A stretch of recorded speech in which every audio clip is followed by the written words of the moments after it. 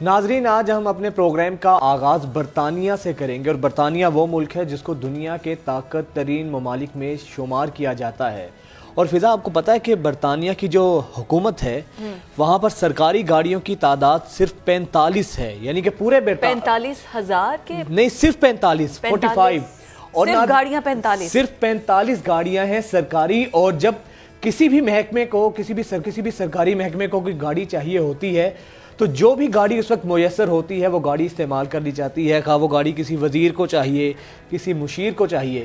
اندازہ کریں کہ وہ ملک جو دنیا کا طاقتور ترین ملک ہے اور اس کے پاس صرف سرکاری گاڑیاں ہیں، ان کی تعداد 45 ہے۔ اور پاکستان کا حال آپ دیکھیں۔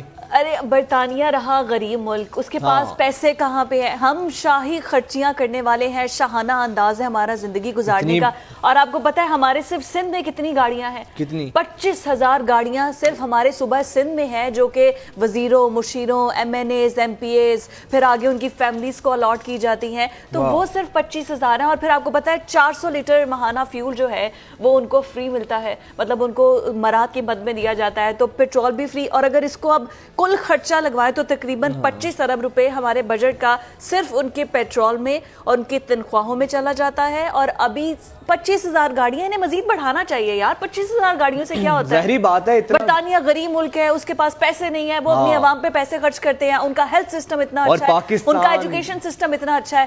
ہمارے چاہے سسٹم اچھا نہ ہو لیکن ہمارے وزیر اور مشیر ایک امیر ملک کے وزیر ہیں۔ جتنی بڑی تعداد میں، صرف آپ نے بتایا کہ ایک برطانیہ جیسے ملک کے پاس ٹوٹل سرکاری گاڑیوں کی تعداد 45 ہے تعداد میں، اور پاکستان میں صرف سندھ میں 25,000 گاڑیاں، جی صرف 25,000 گاڑیاں صرف سرکاری آفیسرز اور وزراء مشیروں کے لیے مختص ہیں۔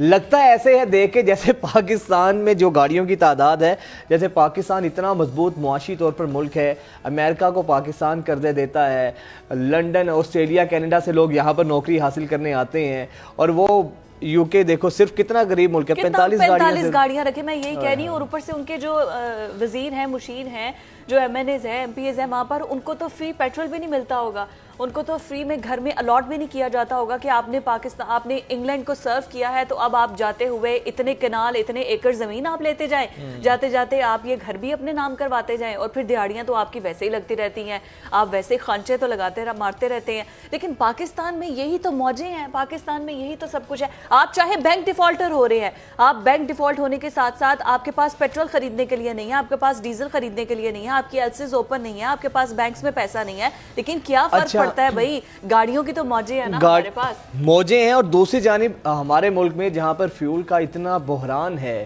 پیٹرول مل نہیں رہا، 80 لاکھ لیٹر پیٹرول جو ہے صرف سرکاری آفس کو دینے میں خرچ ہوتا ہے، مفت خرچ ہوتا ہے۔ اور اراکین پارلیمنٹ کی اگر بات کی جائے تو ان کی تنخواہوں کی جو حجم ہے 35 ارب سے زیادہ ہے۔ اچھا، اس میں صرف اسپیکر، ڈیپٹی اسپیکر، وزیر اعظم، ان کی ابھی تنخواہیں نہیں ہیں، یہ تو صرف سرکاری مراد کی ہم بات کر رہے ہیں۔ کہاں مقابلہ اب ہم نے صبح انگلینڈ کے ساتھ کر دیا ہے۔ ناظرین کو ذرا خبر دیں کہ پاکستان اتنا غریب ملک نہیں ہے، آپ کو یہ خبریں سنا کے آئیڈیا ہوگا۔